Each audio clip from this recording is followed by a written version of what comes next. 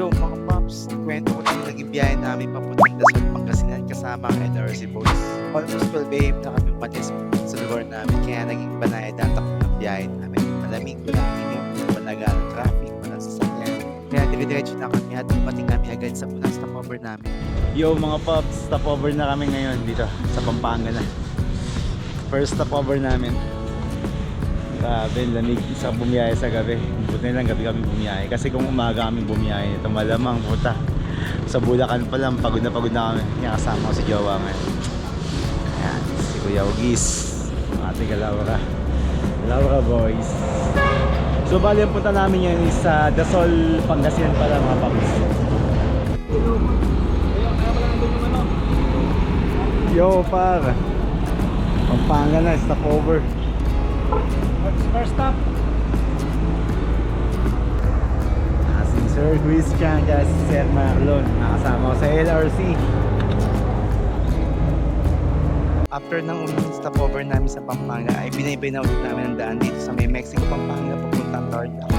Sa mga oras na to ay sobrang smooth pa rin ang biyahe namin dito papuntang second stopover namin sa may Kambing Tarlac. Wala kami gaano kasabay na sasakyan dito, kaya kung mapapansin nyo sobrang smooth ang biyahe namin. Walang impact, panay straight lang ang daan. Kaya chill na chill lang sa mga oras na to yung takbuhan namin.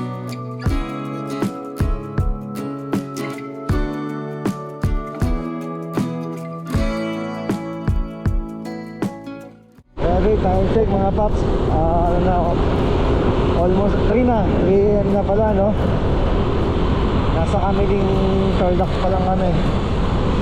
So tumikop kami sa Quezon City ng almost 12.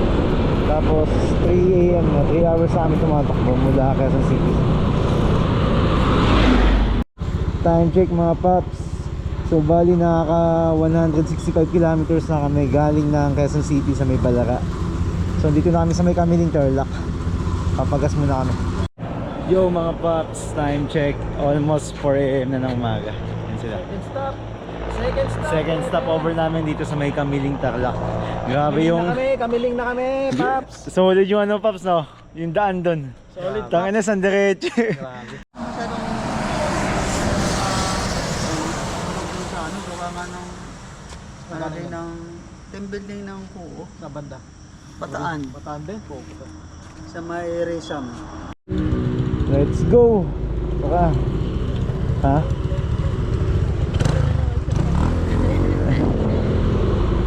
Hindi nakapagpahinga konti na ilang minuto.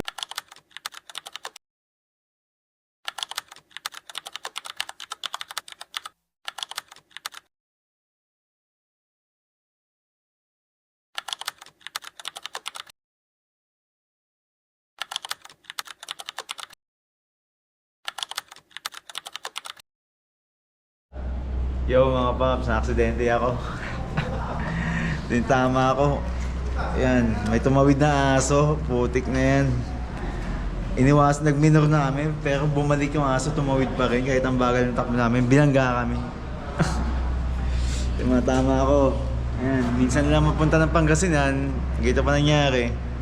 Hindi kita yung mga sugat ko. Sira yung ano eh. Sira yung camera, yung lens ng GoPro ko.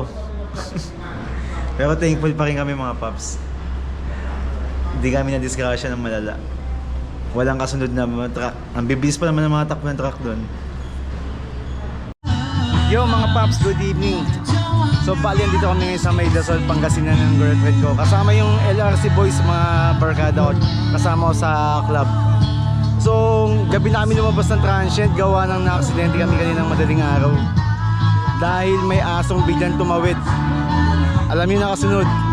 Pero thankful kami kasi malalim yung mga gasgas na nangyari sa amin. May mga sugat ako, di ko alam kung may fracture yung right hand ko, pero bukas malaman ko pa pag pina-x-ray ko. Pero thankful kami kasi buhay kami. Charge to experience na lang. Though pangalawa ko na sa Pangasinan, pangalawang di magandang experience nga dito, pero nag-stay kami sa pagiging positive na lang. Kumbaga, di namin tinetake as negative na lang kasi importante buhay kami. So ngayon, gabi na dito sa may Dasol, Pangasinan. May live band sa likod ko, ayan o. Ang ganda dito. Ang ganda ng buhangin, pinong-pino, parang Boracay. Ang ganda, pang world class yung buhangin dito. No, pati yung dagat ng ganda. Mga seashells pa eh. Mm. Yun. So naglalakad-lakad lang kami dito sa may Dalampasigan. So ayun nga. Medyo matagal tayo mawawala ng camping videos. Papagaling muna ako, recover muna ako ng mga 10 araw. Sana kayanin ng 10 days. Or much better kung umabot ng 7 days lang. Kasi hanggang 7 days na yung pasok ko sa trabaho. Ay, yung leave ko sa trabaho. Yun, tama. Ang ganda dito, ang daming tao.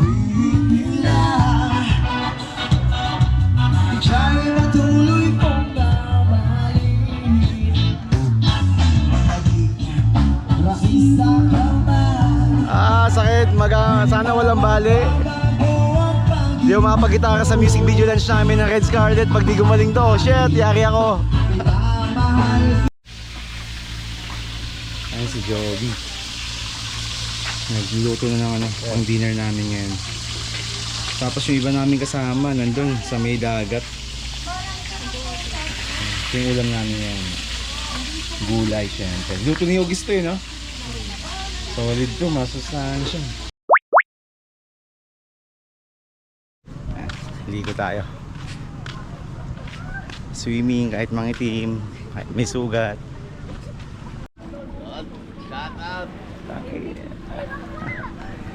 Yun na. Sila. Big ngayon pa lang tayo magbibideo. Kahapon injury tayo eh. Ayan si Marlon. Morning. Pabad na. Kumusta na kayo? Okay na? Oh, injury? Ganun pa rin, masakit pero titiisin. Sayang eh, dito tayo eh. Normal lang may injury, no? Malaman injury. Kasama sa alam. Kasama sa pagdalag sa atin. Tandaan.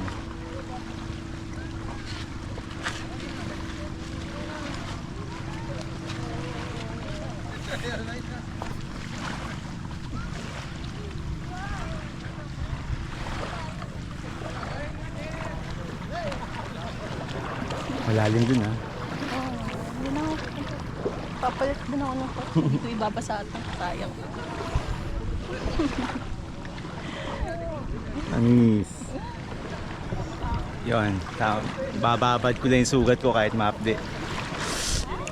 Hapdi. Sunugan. Walang cover. Gagawa nun. Oh, hapdi. Putang ina, hapdi ng sugat ko.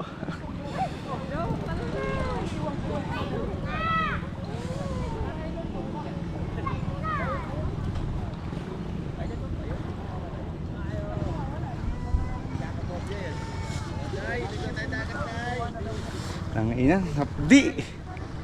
So kailangan ibabad ng sugat kong hapdi. Okay, no, kung nakikita nyo. Sobrang hapdi. Pero ibababad ko sa dagat. Baka sakaling gumaling agad. Effective to eh.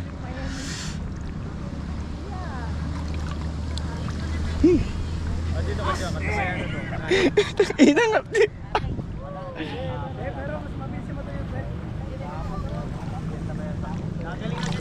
Wala, di ko pwede basahin to eh. Sayang, tangina. Nasira yung ano niya. Lens. Papasukan ng tubig na. Ina. Babat mo lang, pre. Sobrang hapdi.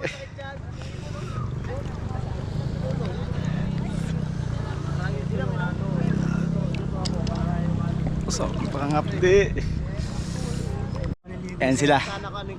LRC boys. Ilang ulit na kasama sa nila pero ang epic pa.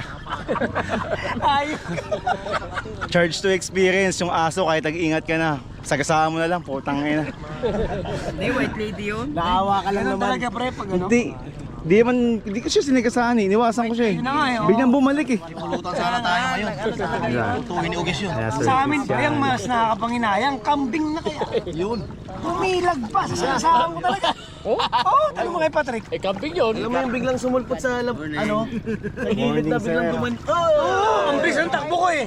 Sabi ko, nakita ko na siya malayo pa lang. Hindi siya tumatawid. Kala ko talaga, dediretso. Masasagasaan talaga niya. Siyempre, umiwasan lang rin ako. Pulutan talaga yun. Siya, muntik. siya malulunod dito, libabaw eh. Pinatake lang yun. Libabaw eh. Tanda na? Tanda na. Tanda na.